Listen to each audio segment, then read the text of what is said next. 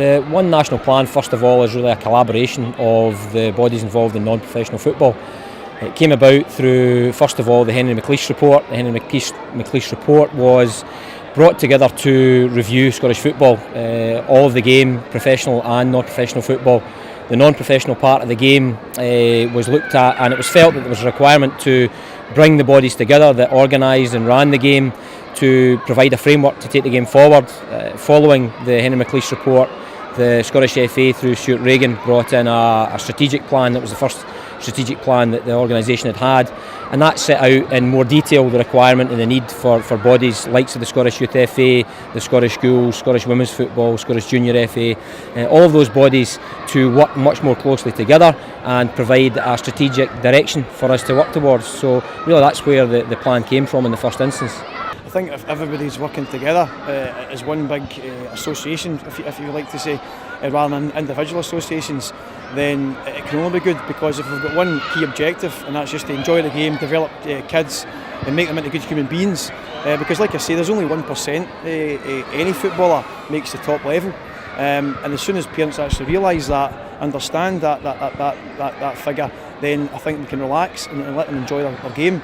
If you've got one big association working under the umbrella of a single objective, and that's just basically to enjoy football, it can only be good, because if you look at clubs like my own club, for example, Mill United, which is a Hamilton-based club, we've got basically a door to be open for everybody. You've got the wee kids at the mini kickers. It starts from 3-year-old. They just go and play on a Sunday. Anybody can come in. It doesn't matter if it's boy or girl. They go and just play the game. Once they hit a certain age group, for example, the 2007s just now, they start the 4v4 programme. And we've got all the way through up to under 21s. We've got a team in every age group, and then on top of that we've got 2 amateur teams.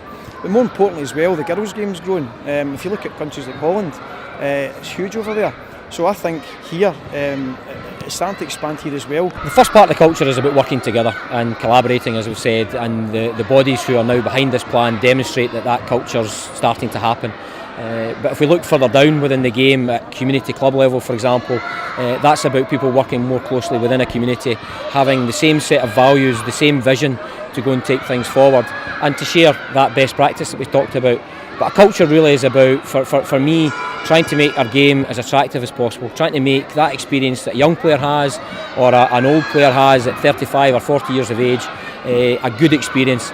It's the bad experiences that cost us and that will mean players losing, being lost from the game, and often very, very difficult to get them back in. We definitely have a couple of pinch points in our game, the transition from 7s to 11s, and the transition really from youth football to adult football. For us, the key is to try and bring those associations together, bring those organisations together, and at a local level bring clubs together, so that we don't have that loss of player, and that the game is attractive and it does retain players for as long as possible. The 4v4 programme in relation to the national player pathway is threefold, as you'll be aware. First of all, we start with the 4v4 itself, which you can see behind me. It's just an ordinary game of football. From there it moves on to the developmental fours, which is different game formats, again based on the 4v4 concept, just in relation to possession box, end games, things like that. Just it enhances their technique and skill and keeps them interested.